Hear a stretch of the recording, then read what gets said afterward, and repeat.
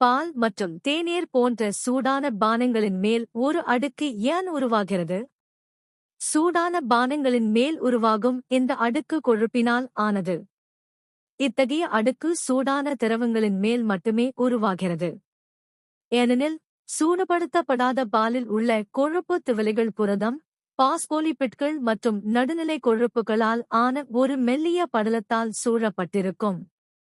பால் சூடுபடுத்தப்படும்போது இந்த மெல்லிய படலம் உடைந்து கொழுப்பு திவலைகள் விடுவிக்கப்படுகின்றன. இவை ஒன்றிணைந்து திரவத்தின் மேற்பரப்பிற்கு வருகின்றன. அங்கே காற்றின் தொடர்பை பெறும்போது அவை ஒரு அடுக்காக மாறுகின்றன. சூடுபடுத்தப்பட்ட பாலை தொடர்ந்து அடிப்பதன் மூலமோ அல்லது கலக்குவதன் மூலமோ இந்த அடுக்கு உருவாவதைத் தடுக்கலாம்.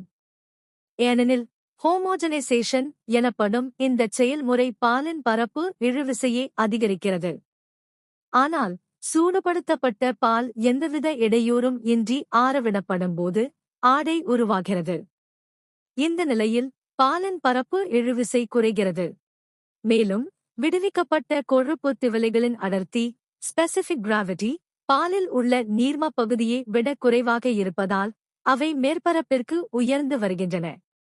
அத்துடன் பால் சேர்க்காத வெறும் தேநீர் அல்லது காபியில் இது போன்ற அடுக்குகள் உருவாகாது.